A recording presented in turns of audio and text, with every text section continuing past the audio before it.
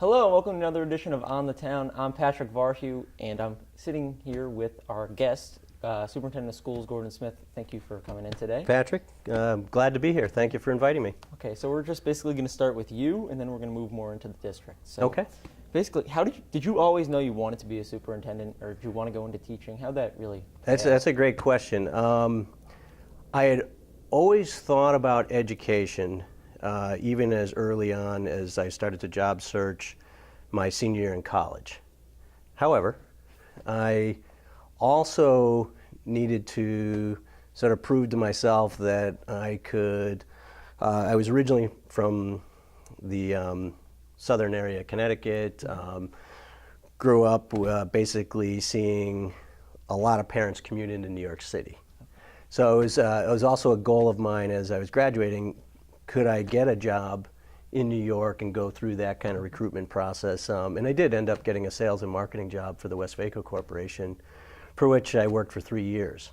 And then as I was deciding, okay, what's my next step in my career? Is it a master's in business administration, or possibly look at education again? And so I started to take some courses in education at night, and one of the first assignments really hooked me, where I had to volunteer and do a case study on a child.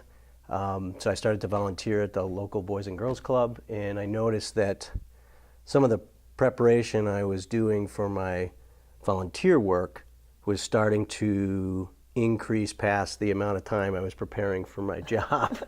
So that seemed to be a sign. And then eventually at the end of that year, I enrolled full-time in a master's of education program, and that's where my educational career took off. Oh, yeah. okay. So teaching was the first and foremost goal, if you will. Mm-hmm. So did you like teaching, or Loved teaching.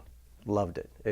That's, I think, at least for me, but I think probably for most educators, that's where the excitement is. It's engaging with students, and it's engaging in inquiry and trying together with a class to figure out, okay, how are we going to achieve the goals that we're setting as a class this year? Every year, it's incredibly exciting. Okay.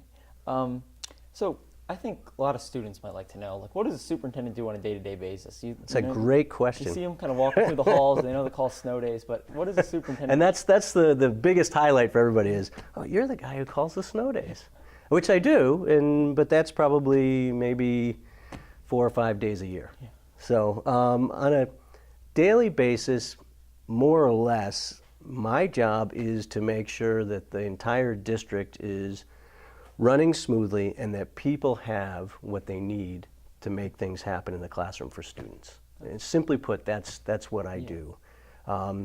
So that could mean helping with hiring. It could mean helping with purchasing, or making sure that we have all the materials if something were back ordered, to make sure that students aren't in a situation and teachers aren't in a situation where they don't have what they need to make good things happen for students in the classroom.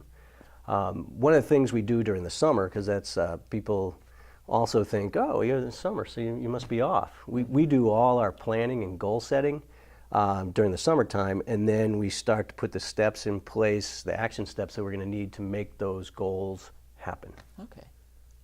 So this is more hypothetical, but would you ever take on a class, like, as superintendent? That's a great question. You know, it's something that I have not been asked to do as a superintendent, but that's something that as an assistant principal I used to do periodically, and thought about it but never did it when I was a principal. And now as a superintendent, you know, it's interesting. We do have principals and assistant principals who have stepped in for a day or two, or co-taught with people, which is pretty neat. And so it's something that's happening in the East Longmeadow Public Schools, and maybe, you know, some year that will happen also with me. That would be The cool. co-teaching might be the best model, due to the fact that there are days that I may be called away, and that's not going to be fair to the students. Yeah.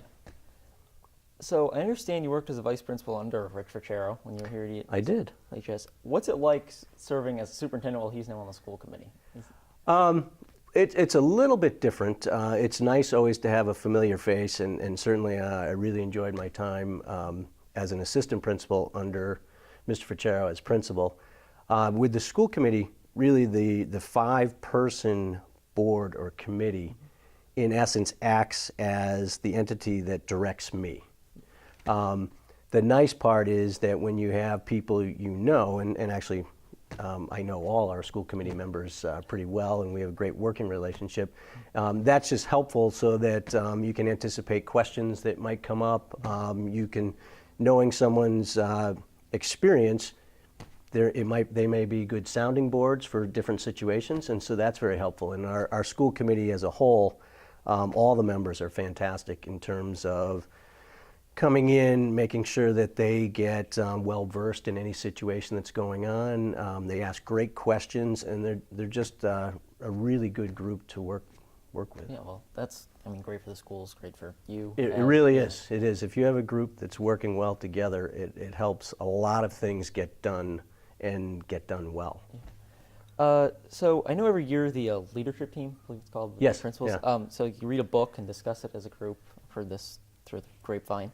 So what book are you guys reading this year? If you can give me We haven't selected a book this year. We have a few choices out there. One actually that I'm reading by Chad Hymas is How to Get Things Done. Mm-hmm. It's not it's not a book specific to education, but it's about really life lessons, if you will. A gentleman who, somewhere I believe in his late 20s, trying to think when exactly the accident happened, but he suffered an accident and was paralyzed from the neck down. Okay. And as he takes readers through the process that he had to go through to transition and continue to try to be a successful, productive individual, both as a family person, but in business and so forth, it's just the simple life lessons that can apply to many different situations. So that's a possibility. Mm-hmm. I've thrown it out to the leadership team, but what we try to do is we throw out a number of titles, and then we try to come to some consensus on what's going to be the best one. So we're in the process of looking at a few titles. Last year we read the book Grit by Angela Duckworth.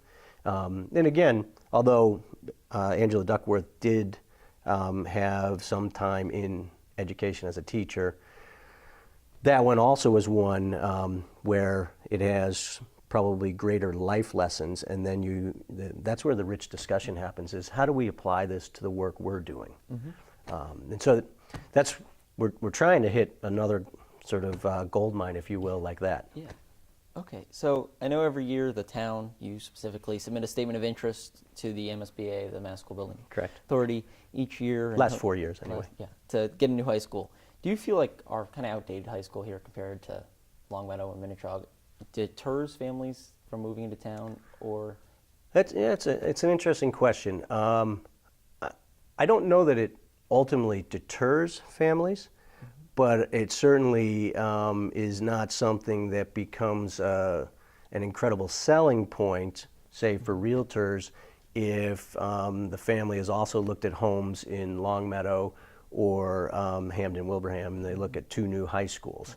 I do have to say that our building custodians and our Department of Public Works do an exceptional job of keeping all our buildings running, but specifically the high school, where we have challenges around electricity, where we have challenges around having a roof that's older and in need of replacement in certain areas, certainly has been patched many times. And they keep it running and they keep it viable, and we are able to use new technology and do some really incredible things in the classroom. So we've been able to keep all of that going with a lot of help. It kind of goes back to the old adage, it takes a village. You know, Yeah. The Department of Public Works helps us, our custodians help us, all our staff members help us keep things going. But you have to get people inside the building to see all that great stuff that's happening. And so, you know, I don't have concrete figures that it's a deterrent, but I would love to be showing off a new building that could be really a benefit to the entire town, certainly to our students and our staff, but the way our buildings run most days well into the evening with other groups using different rooms, you know, a new building would certainly be beneficial to the entire town. Okay. Excuse me. As you know, this past year, East Longmeadow transitioned to like the council manager form of government Yes. instead of the board of selectmen. How does this, like, if at all, like change how the school department operates? Well, it doesn't change immensely how the school department operates because the school department is directed first and foremost by the school committee. And then, as you alluded to earlier, we have the principals and assistant principals of the leadership team, as well as me, sort of directing the day-to-day. What it does is it changes how things such as the budget process happen in town, things like the capital plan. And so last year was our first time going through it with the new town council and the town manager, and we're still preparing similar plans and documents. It's now just a little bit different process in terms of timelines and votes, in terms of how those documents like the capital plan and a new fiscal year's budget get approved. And I thought it went really well, given that last year it was the first time all of us had ever done it. And so it really comes down to relationships that you build and how you work with different municipal departments and different people. Okay, great. And so we got our last question here. Are there any new programs or plans that the East Longmeadow family should look forward to in the coming year? Anything? I think overall, one of the things that we're really, and we've been doing it for the last few years, trying to do for all our students, is we're trying pre-K all the way through 12 to develop classroom settings where we're trying to build a student's ability to creatively problem solve, to work with his or her peers, so to work in a collaborative way. Obviously, we're always looking to build students' reading and writing skills because that's the base from which all learning in any discipline happens. If you cannot read or write, you're really inhibited in your learning. And so we have to build that, and that becomes our base. But then if we can open up to a learning environment where it's much more collaborative and inquiry-based, and you're seeing that in a lot of different projects and unit assignments that are happening throughout the grade levels. And so that's pretty exciting. I mean, one at the high school, from which you just recently graduated, that senior project, that's the culmination of a lot of people getting together to make that happen. But then throughout the different grade levels, you'll see things like the immigration simulation at Mapleshade. And that's the coming together of many different faculty members first, and then bringing the students into that unit, which exposes them to not only obviously the historical content of immigration in the United States, but it builds their skills as to how they work with their peers, how they get themselves prepared to present. It builds their writing skills, any number of skill sets in that one unit, which is really neat. Okay, well, great. Thank you for sitting down with us Sure, today. yeah, thank you. So that's all we have here today, and on the town, I'm Patrick Varhue, your host. Thank you.